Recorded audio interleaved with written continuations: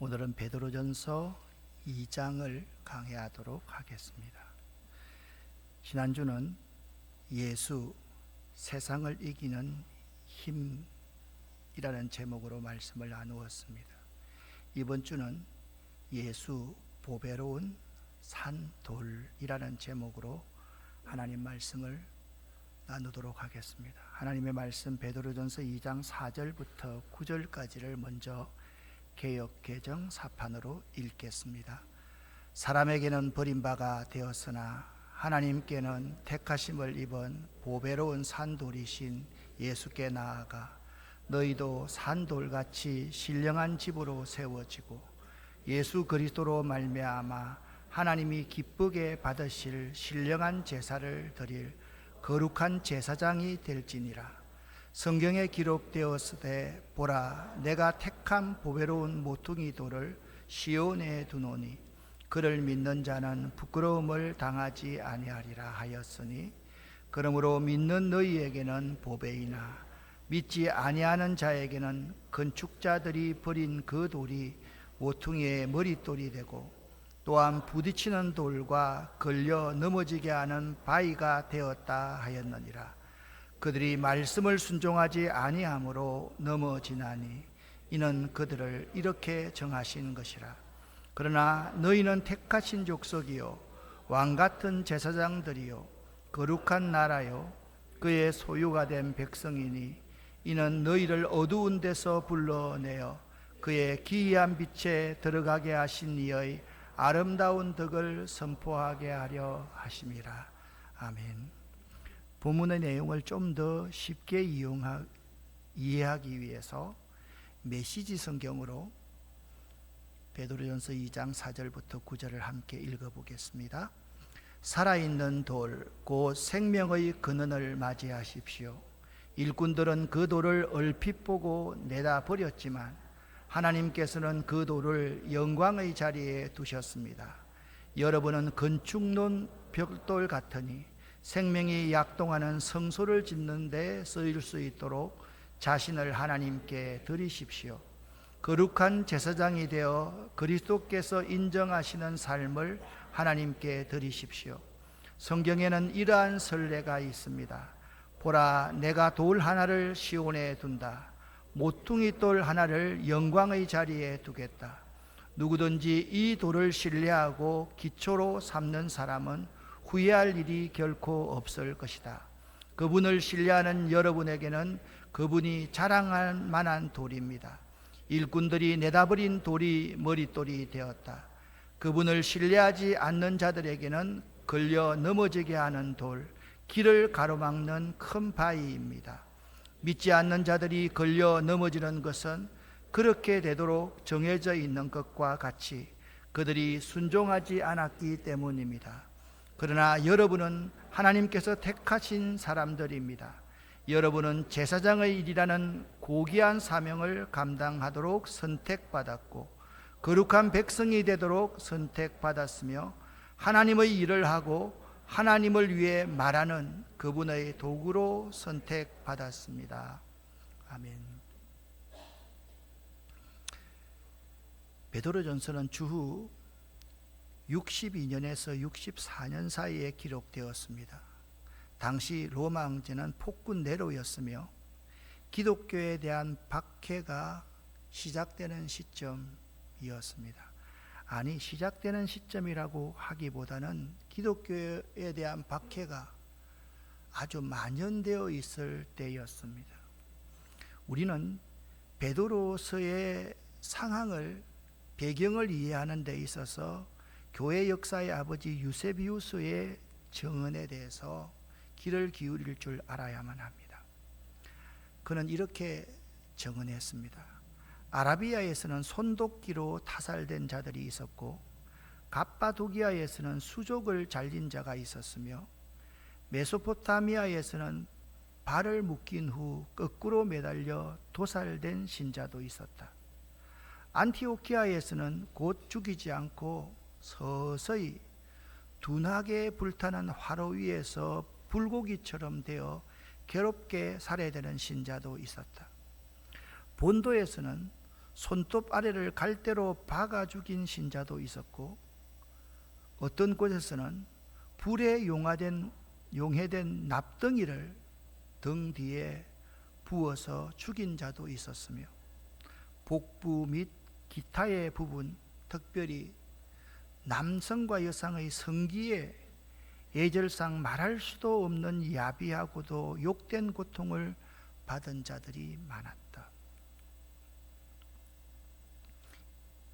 이들 가운데 죽기 전에 마지막 기도를 하는 장면입니다. 참수를 당하는 장면입니다.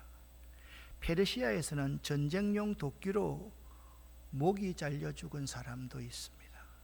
그리고 불태워 죽이는 순교의 장면입니다. 그는 계속해서 말을 합니다.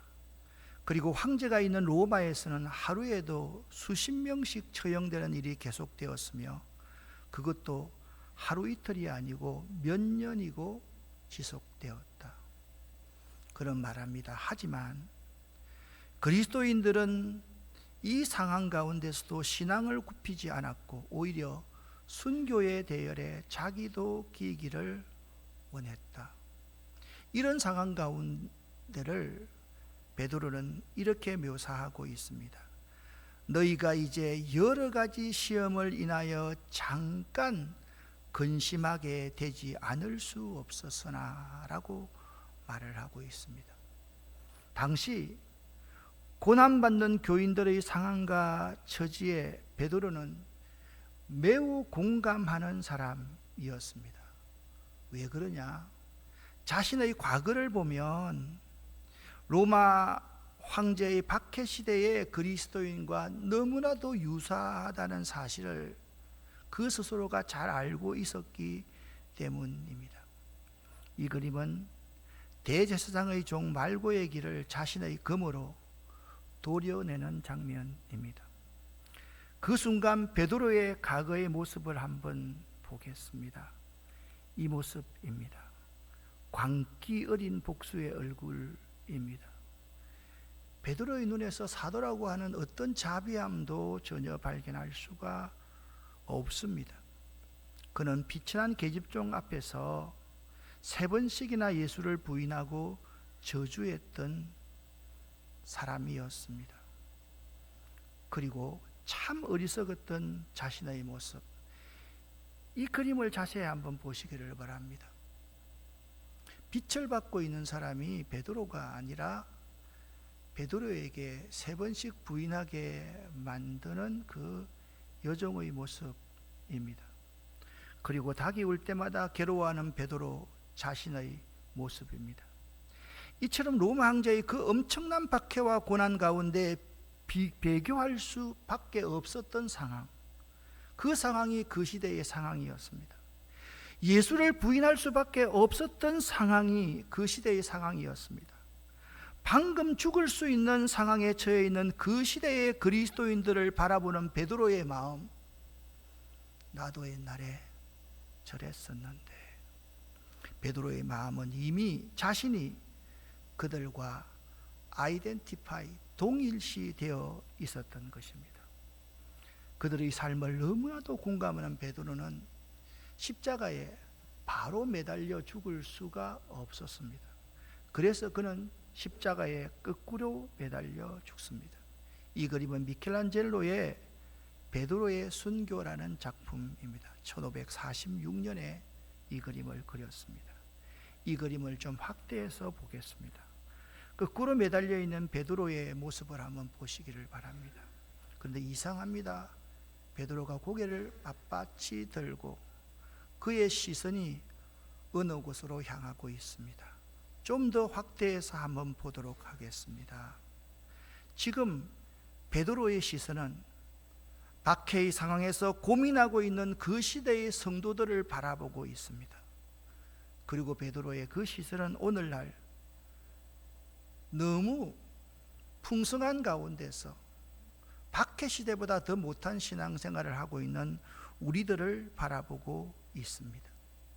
근데 자세히 살펴보면 못 박힌 베드로의 좌편에 한 병사가 있습니다. 병사의 손가락을 한번 보시기를 바랍니다. 병사의 손가락이 어디를 향하고 있습니까? 바로 베드로 자신을 향하고 있습니다. 그의 시선이 바라보고 있는 그 지점은 배교하고 고난을 회피하는 자들입니다.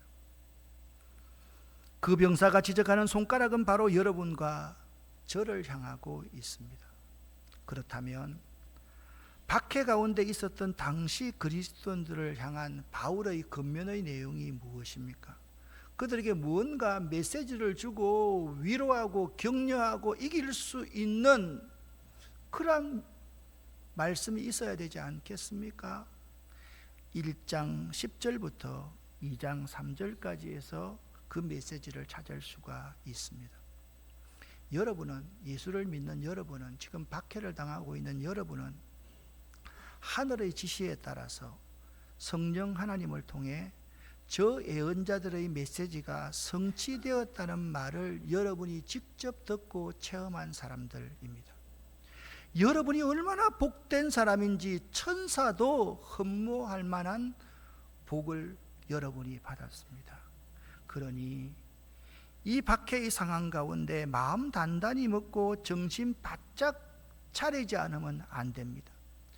예수님께서 다시 오실 때에 여러분의 선물을 받을 수 있도록 이 박해의 상황일수록 철저하게 대비하고 준비하십시오. 예수를 직접 들은 사람이 아니라고 할 그때는 여러분이 더 나은 것을 알지 못했지만 이제는 알고 있지 않습니까? 2장으로 들어갑니다. 그러니 여러분은 하나님을 맛본 사람입니다. 하나님을 맛보아 아는 사람입니다. 이제 여러분은 젖먹이 아이가 엄마의 젖을 간절히 사모하는 것처럼 하나님의 말씀을, 내가 여러분에게 권면하는 그 권면을 잘 새겨들어서 하나님 안에서 성숙하고 성장하는 믿음을 가지셔야만 합니다. 베드로가 박해당하고 있는 그 시대에 소아시아에 있는 5 지역에 있는 그런 모든 교인들에게 권면하는 첫 번째 내용은 이것입니다. 여러분이 얼마나 복받은 사람인지를 아십시오. 여러분 지금 죽어가는 상황인데 복받은 사람이라는 것이 얼마나 역설적인 권면입니까? 아니, 이 상황이 복받을 상황이란 말입니까? 이 이해할 수 없는 상황이 복받을 상황이란 말입니까? 그게 복음의 진가입니다. 성경은 이렇게 말합니다. 가장 낮은 자가 가장 위대한 자이다. 예수 믿기 때문에 죽을 수 있지만 믿음을 잘 지키면 복을 받는다. 그러니까 죽는 것도 복이라는 것입니다. 역설적인 권면은 겉보기에는 모순이 되지만 실제로는 깊은 진리를 담고 있습니다. 이는 언뜻 이해하기 어려워 보이지만 자세히 들여다보면 삶의 중요한 교훈을 제시합니다. 그 첫 번째 교훈이 여러분이 얼마나 복된 사람인지 아십시오라는 권면이었습니다. 그러니 이제는 그때처럼 하고 싶은 대로 살지 말고 하나님을 맛보아 아는 자가 되었으니 고난과 박해의 상황일수록 고난과 박해의 상황이 점점 더 심해질수록 더 거룩하게 살고 더 감사함이 넘치는 삶을 살라, 그렇게 두 번째 권면하고 있습니다. 왜냐하면 예수께서 그런 삶을 사셨기 때문입니다. 세 번째 권면입니다. 그러한 상황 가운데 믿는 자답게 박해를 이기면서 믿음을 지키면서 살아가려면 그게 그냥 되는 것이 아닙니다. 어떻게 하면 되느냐? 주님 안에서 자신을 성장시키십시오. 주의 말씀 안에서 자신의 믿음을 성장시키고 성숙시켜야지만이 그 박해의 상황을 이겨낼 수 있습니다. 이것이 세 가지의 권면입니다. 이었습니다. 믿음이 성장하는 두 가지의 방식은 이것입니다. 여러분도 많이 경험해 보았을 것입니다. 시험과 환난을 통해 인내를 배우는 것을 통해서 믿음이 성장합니다. 두 번째는 하나님의 말씀을 듣고 순종할 때 믿음이 성장합니다. 다시 한번 말씀을 드립니다. 여러분에게 어려움이 있습니까? 그 어려움이 있을 때 그 어려움을 통해서 인내를 배우면 믿음이 성장합니다. 그리고 그 어려움 가운데서도 주 안에서 주 말씀 가운데 하나님 말씀을 잘 듣고 그 말씀에 순종하면 여러분의 믿음이 성장할 수 있습니다. 그런데 오늘 본문 말씀에 보면 왜 사도 베드로는 예수님을 The Living Stone, A Living Stone이라고 말을 했을까요? 왜 사도 베드로는 예수님을 산돌이라고 하셨을까요? 그 이유는 네 가지입니다. 베드로가 예수를 산돌이라고 표현한 것은 예수가 십자가에 죽으셨지만 사흘 만에 살아나셔서 영원히 살아계신다라는 의미로서 산돌이라고 표현하고 있습니다. 그리고 그 예수의 가르침과 믿음은 어떤 박해의 상황에서도 결코 흔들리지 않는다. 그것 때문에 산돌이라고 묘사하고 있습니다. 그리고 예수 믿는 성도들이 예수를 믿음으로써 영적으로 성장하고 생명을 얻어 예수가 모든 믿는 자들의 영적인 삶의 기초가 되심, 그것을 바로 예수가 산돌이라고 말하고 있습니다. 실제로 산돌은 유대인들 사이에 메시아를 상징하는 것으로 이해되어 왔습니다. 베드로는 예수를 살아있는 돌이다, 그렇게 표현하였습니다. 신약 성경에서 예수 그리스도는 모퉁이의 머릿돌이 되십니다. 예수 그리스도는 생명수의 반석이 되십니다. 예수 그리스도는 기초석이 되십니다. 예수 그리스도는 심판의 돌로서 비유되었습니다. 분명한 것은 메시아이신 예수를 산돌이라고 하는 것은 예수께서 부활하신 것이 확실한 사실이며, 그래서 예수는 1장에서 산소망이 되시며 예수께서 영원한 생명을 주는 교회의 초석, 기초가 되심을 시사합니다. 예수는 건축자들의 버린 돌이 모퉁이의 머릿돌이 되신 분입니다. 예수는 산돌이신데 건축자들인 이스라엘 백성들과 그 이스라엘 백성의 종교 지도자들은 예수를 십자가에 못 박아 죽게 하였습니다. 하지만 빌립보서 2장 5절부터 11절 말씀에 의하면 하나님이 그 예수를 높여서 많은 이의 구주가 되게 하셨다라고 말씀하고 있습니다. 그 산돌인 예수가 또 한 가지의 사람들에게 반응으로 나타납니다. 어떤 반응으로 나타나느냐? 그들에게 부딪히는 돌과 걸려 넘어지는 돌이 되었다는 것은 예수를 그리스도라고 믿지 않고 거부하는 사람들에게는 예수님이 구원의 대상이 아니라 오히려 걸림돌이 되었다는 말입니다. 실족의 원인이 된다는 뜻입니다. 이는 예수님이 메시아로서 이 땅에 오셨지만 그들의 기대와는 전혀 다른 모습으로 오셨기에 발생한 현상이었습니다. 그들에게는 산돌이신 예수가 오히려 부딪히는 돌과 걸려 넘어지게 하는 돌이 되었던 것입니다. 이사야서 28장을 인용합니다.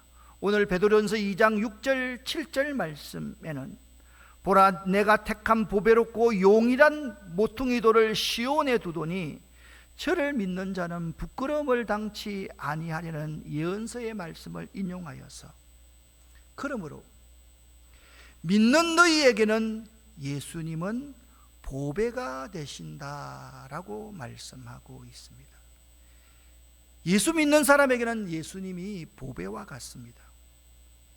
예수님이 세상에서 가장 귀하고 소중한 존재라는 것입니다. 이는 예수님은 우리들을 죄와 사망에서 구원하시고 영원한 생명을 주시는 분이시며, 그분을 믿는 것이 이 세상에서, 보세요, 지금 이 상황입니다. 예수 믿고 죽을 것이냐, 예수 잠깐 부인하고 배교하고 좀 더 오래 살 것이냐, 이 두 초이스 가운데서 예수를 믿는 것이 이 세상에서 가장 가치 있는 선택이라는 사실을 알고 예수 믿는 쪽을 택하고 기꺼이 십자가를 지고 죽음 가운데로 나아가는 가장 가치 있는 선택, 그것이 바로 예수를 믿는 것이라는 뜻입니다. 사랑하는 성도 여러분, 1장에서 예수님은 부활로 말미암아 산 소망이 되시는 분이라고 말씀했습니다. 예수의 부활을 믿는 사람들은 예수를 믿어 보배로 삼은 믿는 자들입니다. 그 믿는 사람들은 예수를 믿어서 보배를 얻은 사람들의 모습이 이렇다라고 오늘 베드로전서 2장 9절에 이렇게 말씀하고 있습니다. 같이 한번 읽어보겠습니다. 그러나 너희는 택하신 족속이요 왕같은 제사장들이요 거룩한 나라요 그의 소유가 된 백성입니다. 아멘. 이 말씀은요, 박해와 고난 가운데 있는 성도들에게 그들의 정체성이 무엇인지를 분명히 알려주는 말씀입니다. 박해와 고난 가운데, 죽음 가운데, 환난 가운데 있을 때 이 정체성 4가지만 있으면 된다. 그러니까 고난 가운데 하나님이 그들의 인생의 목적이 되어야 된다라는 것입니다. 그리고 나도 마찬가지입니다. 나의 존재의 이유이신 하나님, 하나님이 내 존재의 이유라고 한다면 어떠한 고난과 역경이 온다 할지라도 이겨낼 수 있어, 뚫고 나갈 수 있어, 극복할 수 있어. 그래서 이 4가지의 분명한 그들의 정체성을 다시 한번 확인해주고 있는 것입니다. 사도 베드로는 그리스도의 정체성을 크게 4가지로 말합니다. 첫 번째, 택하신 족속입니다. 이 말은 믿는 우리에게는 하나님의 은혜로운 선택이 있었다는 사실을 알려줍니다. 그리스도인은 자신의 힘으로 구원받은 사람이 아니라 하나님에 의해서 선택된 사람입니다. 첫 번째 정체성입니다. 어떤 어려움이 있다 할지라도 같이 읽어보겠습니다. 나는 하나님에 의해 선택된 사람입니다. 이걸 잊지 말아야만 합니다. 에베소서 1장 5절 말씀을 보면 이렇게 말합니다. 하나님은 하나님의 기뻐하시는 뜻을 따라 예수 그리스도를 통하여 우리를, 나를, 여러분을 하나님의 자녀로 삼으시기로 예정하신 것입니다 라고 말씀하고 있습니다. 두 번째 정체성입니다. 왕같은 제사장들이라 말씀하고 있습니다. 제사장의 가장 중요한 직무는 제사, 예배를 통하여 죄로 더러워진 인간을 하나님과 만나는 것, 만나게 해 주시는 것입니다. 그렇습니다. 우리는 어떠한 상황 가운데서도 나는 하나님을 예배하는 사람이라는 정체성을 갖고 있어야 됩니다. 나의 사명은 하나님께 예배드리는 것입니다. 어떠한 어려움이 나에게 있다 할지라도 나의 사명은 하나님께 예배드리는 것이라면 나의 사명이 예배드리는 것보다 더 중요한 것이 없다는 말씀 아니겠습니까? 사명을 가진 사람은 사사롭게 시간과 일을 사용할 수 없는 자입니다. 보내신 자의 명령만을 수행하는 자이기 때문입니다. 두 번째, 여러분과 저의 정체성은 나는 어떤 상황 가운데서도 하나님을 예배하는 사람입니다 라는 사실을 잊지 않으면 어떤 어려움도 이겨나갈 수가 있습니다. 세 번째 정체성입니다. 거룩한 나라라고 말씀하고 있습니다. 우리는 구별된 존재라고 말합니다. 여러분, 성경에서 구별이라는 것이 나와 이 사이에서 다 다르다라는 것을 의미하는 것보다 원래적으로는 구별되었다라는 것은 나실인 하나님께 드림받았다라는 의미입니다. 그래서 이 말은 하나님께 나는 드려진 존재라는 의미입니다. 믿음이란 무엇입니까? 우리 자신이 오로지 하나님을 위해서 바쳐진 것으로 여기게 하는 것이 믿음입니다. 즉 나는 하나님의 영광을 위해 선택되었음을 뜻합니다.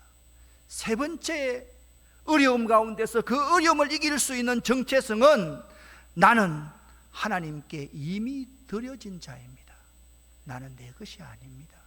그렇기 때문에 나의 모든 것을 내 마음대로 할 수 없는 자입니다 라는 뜻입니다. 네 번째 그 정체성을 사도 베드로는 이렇게 말합니다. 나는 하나님의 소유가 된 백성입니다. 이 말은 우리가 하나님과 나누는 사랑의 관계를 말합니다. 아버지 것이 내 것이고 내 것은 아버지 것입니다. 그런 의미입니다. 무슨 말인가 하면 여기 소유된 백성, 이 소유에 해당하는 헬라어와 같은 뜻의 히브리어가 세굴라라는 단어인데 이 단어는 값진 재산, 특별한 보물을 의미합니다. 그래서 네 번째 나의 정체성은 뭐냐? 같이 한번 읽어보겠습니다. 나는 하나님의 값진 재산, 특별한 보물입니다. 아멘. 이 네 가지를 바로 알 때 왜 내가 예수 때문에 고난받는 것인지, 왜 내가 예수 때문에 죽어야 하는 것인지, 내가 예수 때문에 고난받는 것이 얼마나 영광스러운 것인지를 바로 고백할 수 있다라는 것입니다. 여러분, 제가 첫째 하면 여러분이 읽어주시기를 바랍니다. 여러분의 정체성 첫째, 나는. 둘째, 나는 하나님을 예배하는 사람입니다. 셋째, 나는 하나님께 이미 드려진 자입니다. 나는 내 것이 아닙니다. 넷째, 나는 하나님의 값진 재산, 특별한 보물입니다. 아멘. 이 네 가지를 꼭 기억하시기를 예수 이름으로 간절히 부탁을 드립니다. 이 네 가지를 여러분이 꼭 명심하고 있으면 어떤 어려움이 온다 할지라도 배교하지 않습니다. 도망하지 않습니다. 회피하지 않습니다. 그 어려움을 뚫고 나갈 수 있는 그 믿음이 이 가운데 있는 것입니다. 그래서 그러나 너희는 이 정체성을 가지라 라고 사도 베드로는 말하고 있는 것입니다. 나의 정체성을 깨달아 안 사람은 이런 삶을 산다 라고 말씀하고 있습니다. 같이 읽어보겠습니다. 이는 너희를 어두운 데서 불러내어 그의 기이한 빛에 들어가게 하신 이의 아름다운 덕을 선포하게 하려 하심이라. 아멘. 하나님께서는 어둠에 있던 우리를 불러내셨습니다. 우리는 어둠 속에서 살았기에 자신이 누구인지, 이 세상의 존재 의미가 무엇인지, 어떻게 살아야 잘 사는 것인지를 알지 못했습니다. 그러한 우리를 하나님께서 어둠에서 불러내어서 당신의 그 기이한 빛인 예수 그리스도 안에 예수 그리스도를 믿게 만들어 주었습니다. 그래서 그 빛이 우리 안에 들어와서 우리의 중심에서 내가 예수님만이 나의 구원자이십니다. 할렐루야. 예수님은 내 인생의 진정한 주인이십니다. 그렇게 고백하게 만들어 주시는 것입니다. 하나님께서 우리를 빛으로 불러주신 것은 하나님의 아름다운 덕을 선포하게 하려 하심이라고 말씀하고 있는데, 이 덕의 선포라는 것은 이사야 43장 21절에 이 백성은 내가 나를 위하여 지었나니 나를 찬송하게 하려 함이니라. 그렇습니다.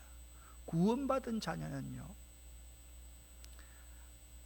그 박해의 상황 가운데서 방금 내가 죽을 수밖에 없는 상황이지만 아직 하나님을 모르는 그 핍박하는 사람들 앞에서 그들을 향한 하나님의 사랑이 얼마나 크고 넓은지를 보여줄 책임이 있다라는 겁니다.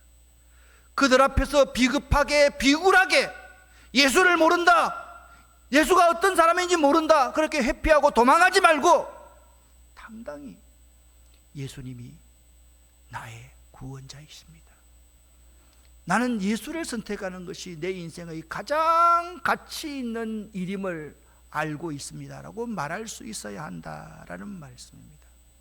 그게 선교적인 삶입니다. 선교적인 삶이란 자신의 정체성을 선교사로 인식하는 삶이며 삶의 모든 영역에서 복음을 실천하는 것이고, 신앙과 삶이 조화를 이루고 삶의 모든 영역에서 복음의 가치가 드러내는 삶을 살며 예수의 가르침을 따라서 사랑과 정의를 실천하고 사회적 약자를 돌보며 세상의 아픔에 동참하는 삶을 사는 것입니다. 사랑하는 아름다운 교회 성도 여러분, 여러분 힘드시죠? 힘 안 드는 사람이 이 세상에 어디 있겠습니까? 아무리 어렵고 엄청난 역경과 고난이 여러분에게 닥친다 할지라도 여러분의 정체성을 잊지 마시기를 예수 이름으로 간절히 축원합니다. 예수님은 보배로운 산돌이십니다. 예수님은 건축자들의 버린 돌이 모퉁이의 머릿돌이 되신 분입니다. 이 네 가지의 정체성을 꼭 기억하십시다. 그러면 어떤 어려움도 이겨 나갈 수 있습니다. 나는 하나님에 의해 선택된 사람이다. 나는 하나님께 예배하는 자이다. 나는 하나님께 드려진 자이다. 나는 하나님의 값진 재산이요 특별한 보물이요 하나님의 기업이다. 이 사실을 잊지 마시기를 예수 이름으로 간절히 축원합니다. 제가 기도할 때 우리 전어진 목사님이 나오셔서 결단의 찬송 비준비하시니를 인도하시겠습니다. 기도하겠습니다. 하나님 아버지여, 하나님의 은혜를 진심으로 감사를 드립니다. 우리 모두는 다 어려운 상황에 직면해 있습니다.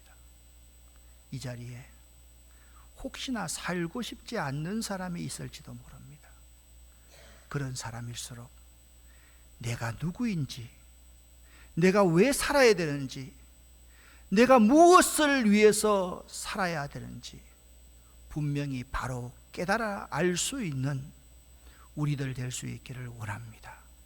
오늘 이 시간 이 네 가지 꼭 기억하고 결단할 수 있도록 도와주시옵소서.